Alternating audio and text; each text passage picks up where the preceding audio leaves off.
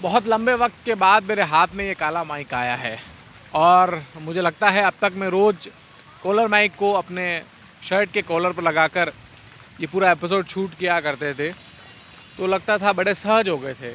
मगर आज जब माइक हाथ में आया है तो उससे थोड़ा अटपटा सा लग रहा है।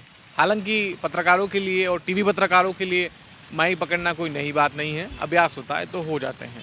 लेकिन ऐसे ही हाथ में माइक आया है मांगेलाल जोशी के। मांगेलाल जोशी के हाथ में माइक आया है तो बीजेपी वाले असहज हो रहे हैं कि एक एक करके लगातार जो विरोधी हैं, लगातार जो लोग इंतज़ार कर रहे थे, अब वे जोशी के साथ चले गए तो हमारे साथ खड़े रहने वाले लोगों की गिनती कम हो जाएगी, यानी संख्या कम हो जाएगी। एक तरफा जो दबदबा है वो कहीं न कहीं हमारा ख़त्म हो जाएगा। मांगेलाल जोशी की बीजेपी में एंट्री के बाद कुछ इसी तरह से कटारिया गुट के लोग परेशान हैं।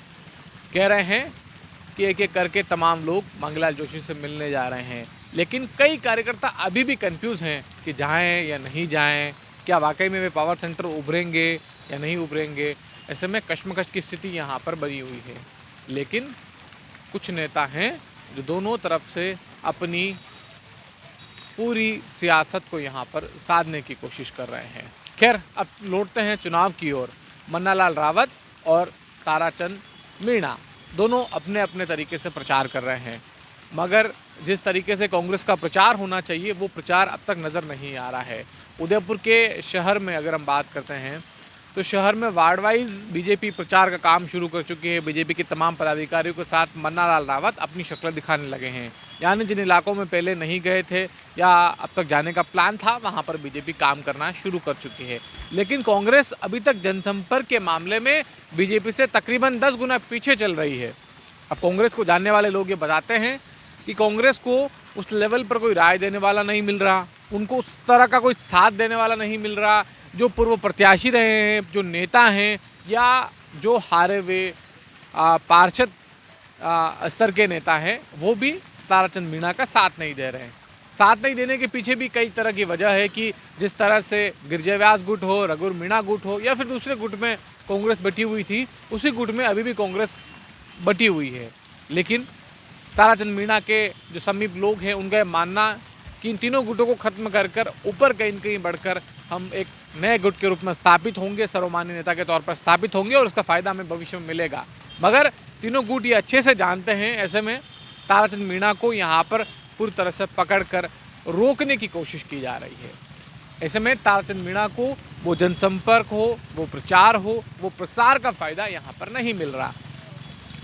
हालांकि पिछले कई दिनों से संघ के लोगों का इंतज़ार था कि वे जब नववर्ष का कार्यक्रम हो जाएगा जो गांधी ग्राउंड में हुआ है उसके बाद बीजेपी के लिए काम करेंगे, मगर अब तक वे नहीं आए हैं। आज हमने संघ के कई वरिष्ठ पदाधिकारियों से इस बारे में पूछा कि आप क्यों बीजेपी के लिए अब काम नहीं कर रहे। आमतौर पर विधानसभा चुनाव की बात अगर हम करते हैं तो 10 से 15 दिन पहले जिस रणनीतिगत तरीके से संघ मैदान में आता है, अपने स्वयं सेवकों की टोली के साथ अलग अलग इलाके चिन्हित करके कमज़ोर इलाकों पर अपनी पकड़ को मजबूत करता है और लास्ट में डैमेज कवर की जो इंटरनल स्थिति है उसे अपने तरीके से कवर करता है, वो अभी तक लोकसभा चुनाव में नज़र क्यों नहीं आ रही। तो संघ के पदाधिकारियों का मानना था कि बीजेपी जिस लेवल पर चुनाव लड़ रही है वहाँ पर स्थिति अभी नहीं है जो आमतौर पर विधानसभा चुनाव में थी, 2023 में थी। यानी ताराचंद जैन के वक्त जिस तरह से बीजेपी को डर था वो डर अब यहाँ पर नहीं है। ऐसे में बहुत ज़्यादा संघ के पदाधिकारियों की कहीं ज़रूरत यहाँ पर नहीं नज़र आती है। मगर फिर भी नए साल के मौके पर यानी चेटीचंद के मौके पर कथावाचक नहीं आए तो भीड़ नहीं आई तो अच्छा मैसेज गया कि समुदाय विशेष के लोगों का, समुदाय विशेष के बजाय आप इसे समाज विशेष समझें कि समाज विशेष के लोगों का साथ नहीं मिला तो कहीं कहीं कार्यक्रम पिट गया। 5-7 हज़ार बड़ी मुश्किल से भीड़ हो पाई। हालांकि संघ से जुड़े और आयोजन समिति से जुड़े जो लोग हैं उनका ये कहना था कि जो कथावाचक है प्रदीप मिश्रा वो आने वाले थे, वो नहीं आए तो सोशल मीडिया में लोगों को उसकी भनक लगी, खबर लगी, उसके बाद लोगों का इस कार्यक्रम से मन उठ गया, इस वजह से संख्या में कमी आई।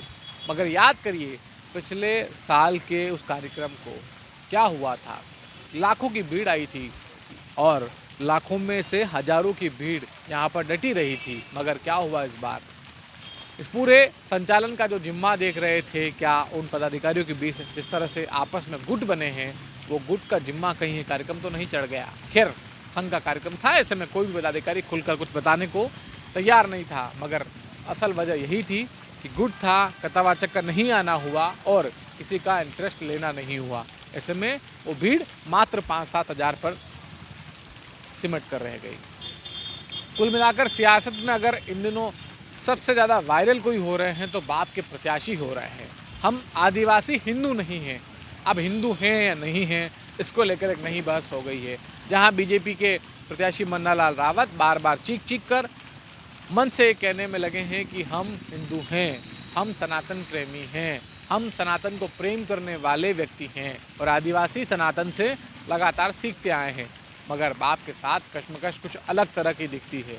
लेकिन इससे भी 2 कदम अलग कांग्रेस की स्थिति नज़र आती है। धर्म विशेष का साथ लिया तो लोगों ने हाथ झटक ली है।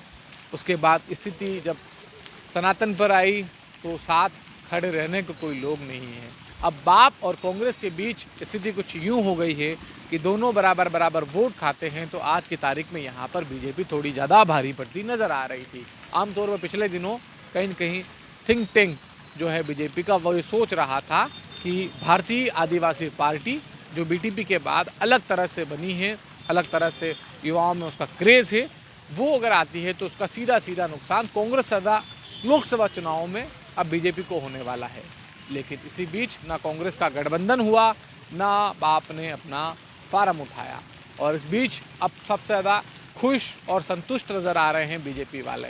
कह रहे हैं दोनों आपस में लड़ झगड़ कर वोट खाएंगे और ऐसे में इसका फ़ायदा सीधे सीधे तौर पर सनातन होने का फ़ायदा, सीधे सीधे तौर पर हिंदुओं के वोट का फ़ायदा और सीधे सीधे तौर पर सबका साथ सबका विकास का नारा देने वाले मोदी ब्रांड नेम का फ़ायदा बीजेपी को मिलेगा। तो कुछ इसी तरह से बीजेपी के लोग भी यहाँ पर नज़र आ रहे हैं। मगर जो कांग्रेस का थिंक टैंक है और कांग्रेस के तमाम जो चुनावी मैनेजमेंट का दावा कर रहे थे, वो यहाँ पर मुँह की खाए हैं। उन्हें बाप से गठबंधन ना तो कर पाए हैं और जहाँ किया वहाँ भी कुछ अलग कश्मकश की स्थिति यहाँ पर बन गई है। तो फिलहाल आज की सियासत में इतना ही। इसी तरह की रोजाना अपडेट आप हमारे चैनल पर देख सकते हैं। नमस्कार। यार भाई, आजकल मुंह से काफी स्मेल आ रही है।